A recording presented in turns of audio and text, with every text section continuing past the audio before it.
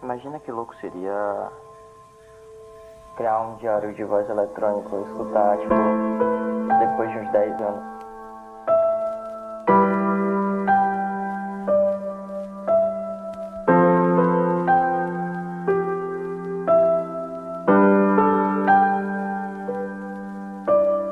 Mais um dia onde a luz acende, começa tudo tão bonito. Bom dia mãe, bom dia pai, cês são tudo que eu preciso.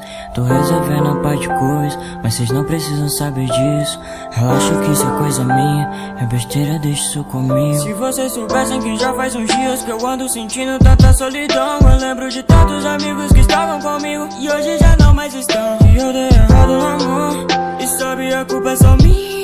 O mundo inteiro tem me dito pare, quanto mais eu tento mais estrago minha vida. Mas que muitos me odeiam, eu nunca entendi o motivo.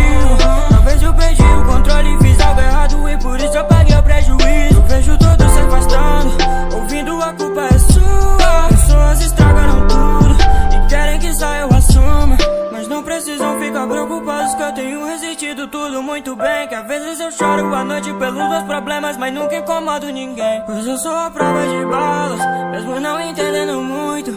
Pois eu só tenho uma chance, fazer tudo certo vai salvar o mundo. Eu sou a prova de balas,